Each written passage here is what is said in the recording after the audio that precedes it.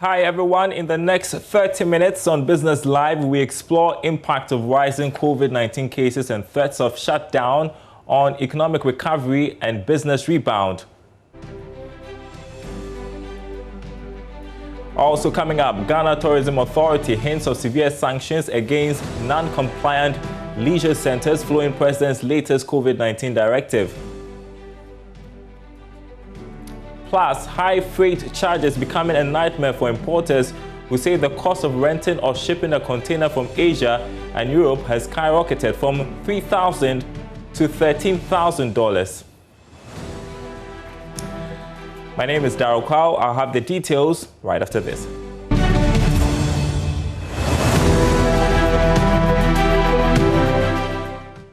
Welcome back. Tonight, the anticipated economic recovery in the coming months could suffer a major setback as the country witnesses a surge in active COVID-19 cases and deaths. If this should continue, it could lead to another shutdown. But is the economy in a better shape now to absorb COVID-19 shocks? And what about the rebound of businesses? We hear from the head of the Financial Advisory Unit of Deloitte Ghana, LARTEY, in a bit. First, this report by JoyNews. The economy is still struggling to find its feet following the associated shocks from last year's lockdown and the effect of COVID-19 on some sectors of the economy. It was projected that the economy could record one of its lowest growth in years when the Ghana Statistical Service finally put out its end of 2020 GDP numbers. It was expected that with the various restrictions being lifted and the economy opening up, that would help fast-track the recovery, with the incoming flights opening up of some tourist sites. But with the strict COVID-19 protocols, that would have helped the situation. But with the current challenges and active case rising, these same businesses that the activities would have helped contribute to the economic growth may be forced to step down the activities. That could again affect production and possibly lead to another round of layoffs.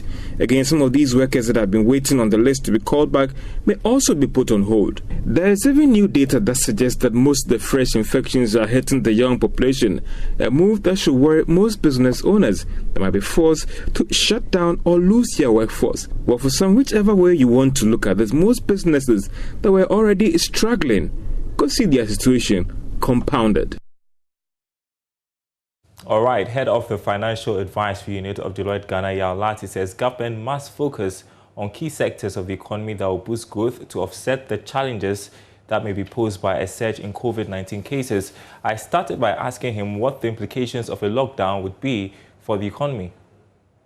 We will still have some challenges, but we have some opportunities available. So like you say, in the midst of the problems are prospects. There are some prospects available for us.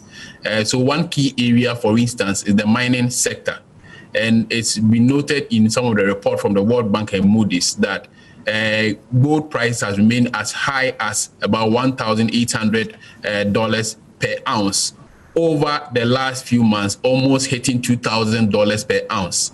That's a significant rise or peak for gold prices. And so if you are going to support a sector like the mining sector, we're going to have the benefit of that. So there are potential upsides, and that's the mining sector is one area. Also, for us as a country, we have not been doing very well with our internal revenue mobilization. And so if we have those challenges and we have an opportunity to address them, we should be able to address our domestic or internal revenue mobilization. Because, mind you, foreign direct investment is going to decline. So one of the sources that we should be looking at is our domestic revenue mobilization. The third area is the agriculture sector. Government over the last few years has implemented some remarkable policies in the agriculture sector. Some of them have worked very well, but we should be looking at supporting some key sectors of the agri sector. So if you notice, inflation, for instance, went up significantly and way above the single digits, particularly for sectors like production of seafoods and also production of vegetables. So government programs have focused mainly on our staples, cereals, rice, maize, and the likes. but we should have government agriculture policies that is focused on other sectors that are also affecting our economy, demand for which are for these products coming from outside. So, for instance, vegetables and seafoods were those that affected our inflation pressures. And so, if government's agri sector is going to focus on other areas that we have not focused on in the past, that will also give us some upside. And then also internally, we should manage our forex using monetary measures as well, so that we reduce our appetite for borrowing. Our appetite for borrowing has also affected our ability to manage our fiscal space, because we have very little to do the things that we want to do in Ghana in order to stimulate growth.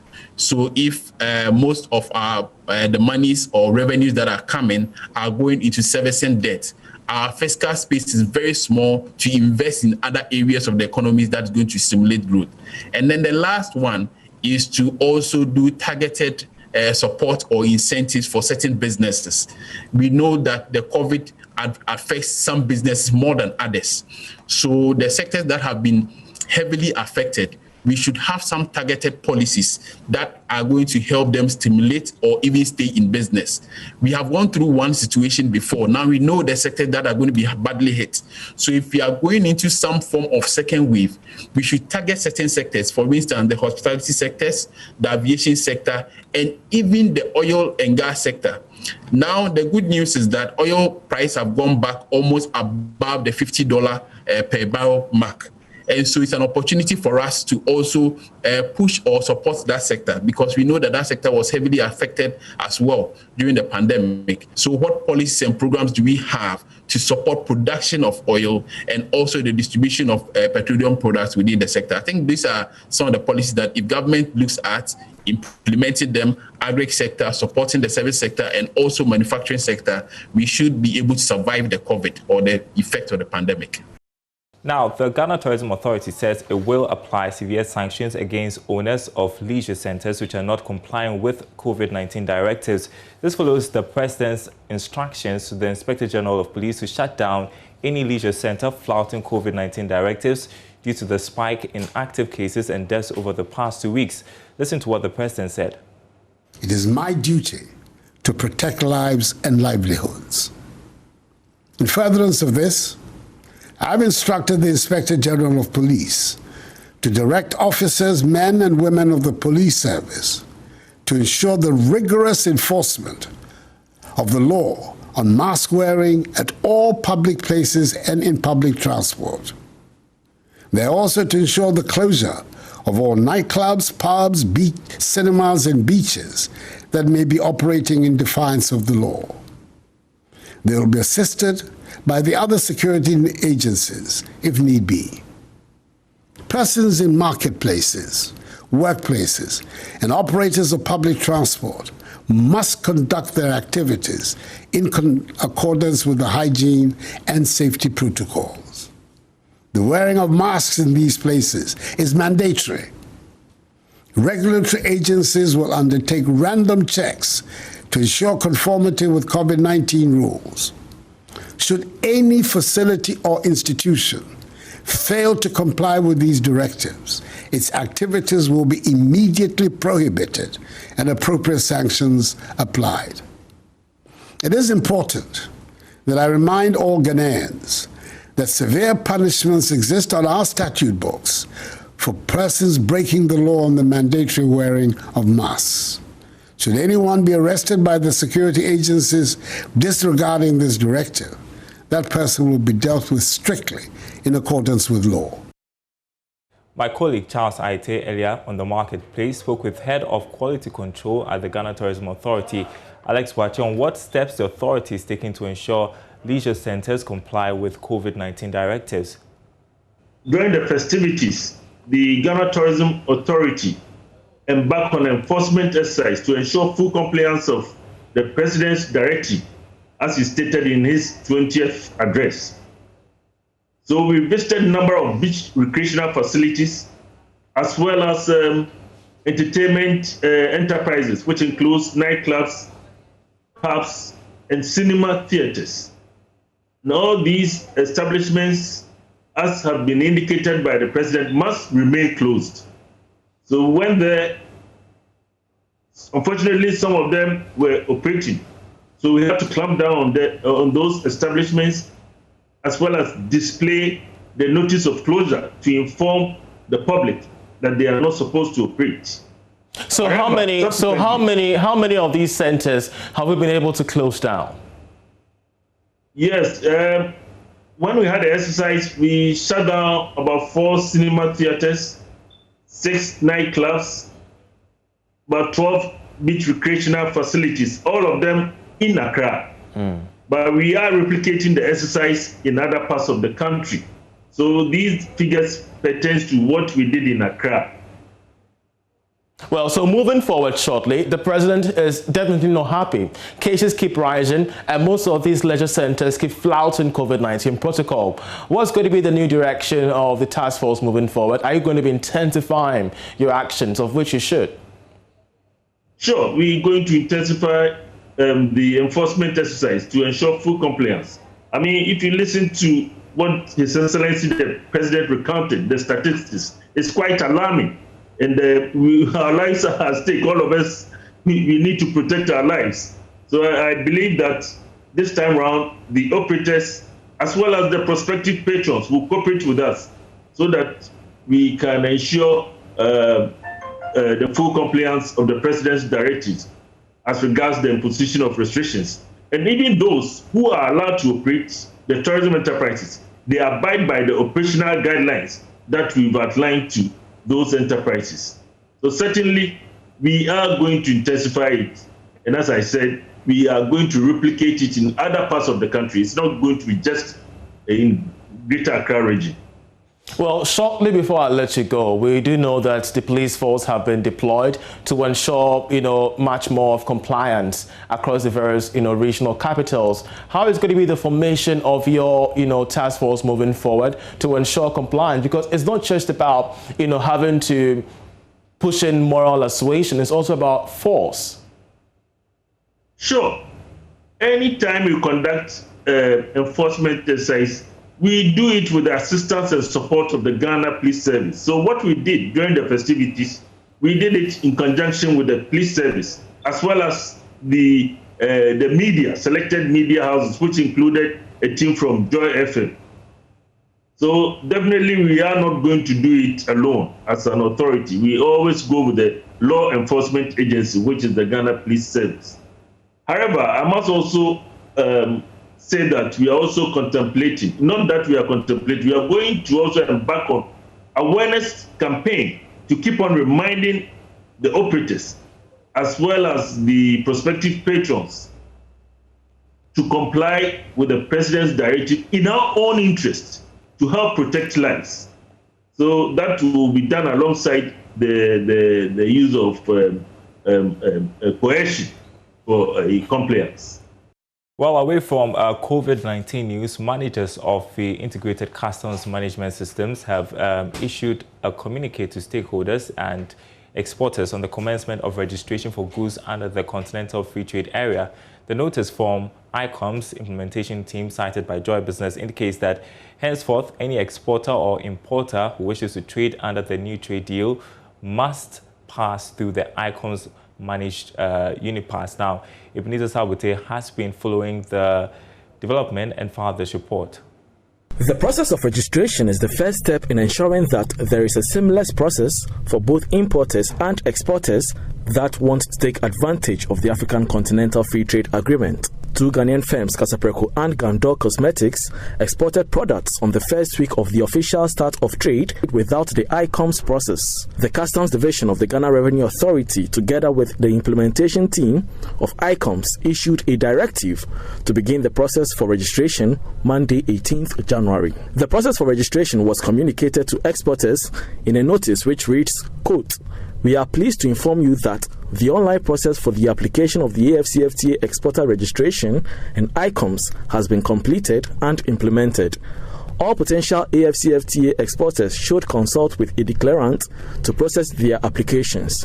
They should complete the form and attach all relevant supporting documents and submit," unquote. Commissioner of Customs, retired Colonel DAMOAH, told Joy Business that Customs officials have been equipped to help exporters go through the process to ensure that the implementation becomes successful. First, we need to build our capacity, and we've taken pragmatic steps to be doing that. Because whatever we are talking about is both by land, by air, and by sea. So you have all these ports. So exports are not going to be done only by air and by sea. Some will be done by land. Our neighbors, especially the landlocked one. So the icons is the first thing that we try to do to build the capacity of our officers. So at all the land frontiers, the principal land frontiers where we have authorized exports, because our borders are porous, people try to do them. But if you are going through the proper export procedure, because you are sending huge consignment, then you certainly will have to pass through one of these land frontiers. And because we have the integrated customs management system already in place and we've trained officers, it won't be a problem at all. This therefore puts Ghana ahead of its peers on the continent with regards to the implementation of the African Continental Free Trade Agreement, which has been ratified by 35 countries so far. Now, some rather concerning news from the ports. High freight charges are becoming a nightmare for traders and importers who say the cost of renting or shipping a container from Asia and Europe has skyrocketed from $3,000 to $13,000. Dr. Joseph Obeng, president of the Ghana Union of Traders Association, has been shedding more light on the situation. More than 100%. It's almost 500%. It's all because of the COVID outbreak. It's not the problem is not being solved globally. You know that countries are still having this serious problem at hand. So exports by China to European countries and America and all that, they are not getting containers full back into China. So because of a lack of productivity in these destinations that I'm talking about. So they are finding it difficult to get replacement of these containers, thereby creating a lot of shortage. And so the price have really gone up astronomically from $3,000 to $13,000, which is actually working against importation. But interestingly, this could play out negatively in terms of its impact on the Continental Free Trade Agreement area. How do you weigh this particular impact? Yeah, the problem actually centers mostly on Asia, that's China mainly. But if we do intra-trade in Africa, then the cost of the containers here will not even go up. I don't think it will have any serious impact on us. But because when we are doing intra-trade here, we don't have the finished products here. Normally, we say that we do only 15% intra-trade among Africans. But it's because we do not consume raw materials. We consume finished products. And most of these countries do not have these finished products that we seek to buy from Asia and elsewhere. That's really crazy. $3,000 to $13,000. Certainly would follow up on that story to understand what is happening. But like he said, part of it has to do with the COVID-19 pandemic. Now, many of us are starting the week with having to pay a little more for fuel. Fuel prices that average 4 cedis 67 pesos a litre are currently selling at an average of 5 cedis 10 pesos a litre at some pumps, representing a marginal adjustment of 43 pesos per litre or 9%. Here's more. Our checks show that the review by some of these big oil marketing companies have even gone beyond the projected 3% as forecasted by Joy Business last week. Total, as of Sunday morning, was selling a litre of diesel and petrol at 5 Ghana cedis 10 pesos. This should mean that a gallon should be sold at around 22 Ghana cedis 95 pesos. Total Oil's price increment may be seen as very crucial to the industry, or call it a market mover, And this because despite having over 100 oil marketing companies in the country, Total, Gold and Shell may be commanding more than 50% of the market share. Therefore, any move by these firms could see the other players follow. Joy Business engagement with some of the other players showed that they will move quickly to adjust if the big players review their prices. So expect the rest of the players to start adjusting their prices in the coming days, even though the margin of increment may differ.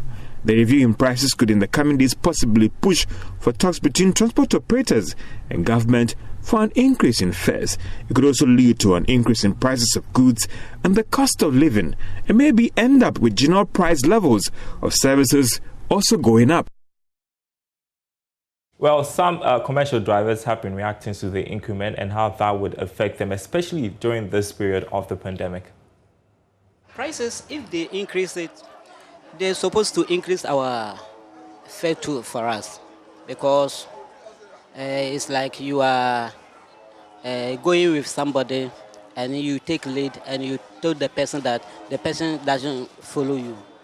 It will be a different distance. So if they increase the price of the fuel, they have to increase our fare too, so that we balance together. This year, they've increased the fuel price once already. Did you increase your transportation fares? No.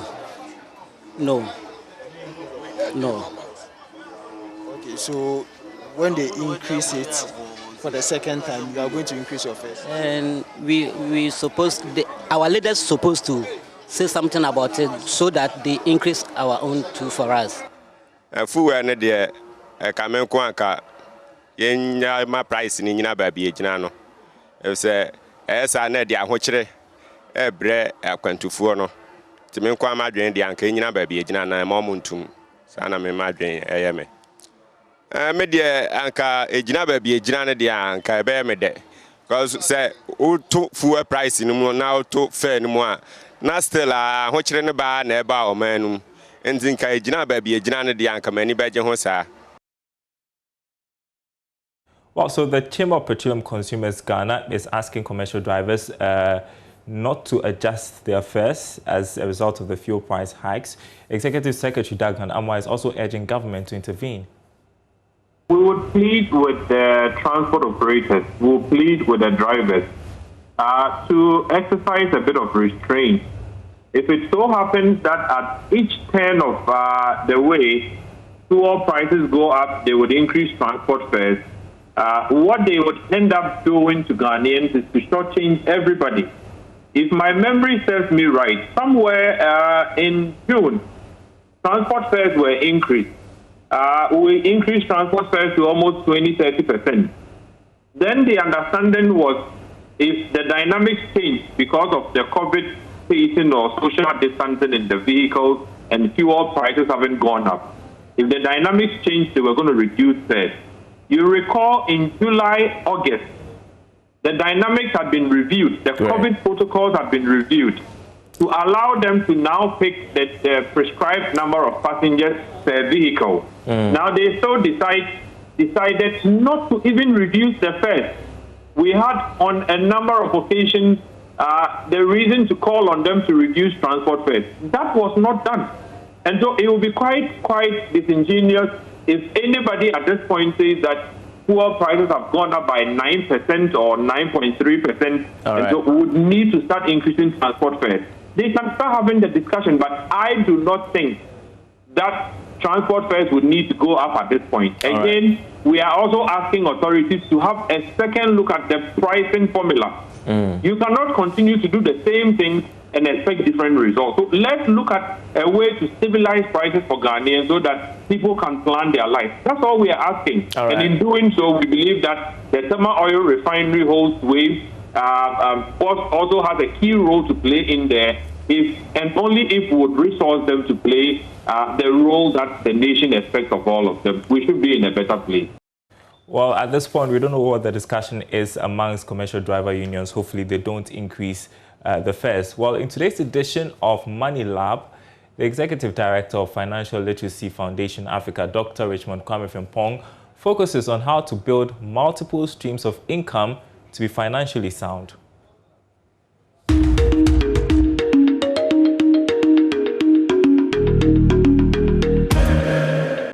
today's edition of Money Lab, we continue with our journey on achieving financial wellness. We want to go a little bit deeper into the income side of financial wellness. Remember, we learned the last time that you need to build some multiple streams of income. And we said salary is critical, but it is not equal to the streams of income you must have.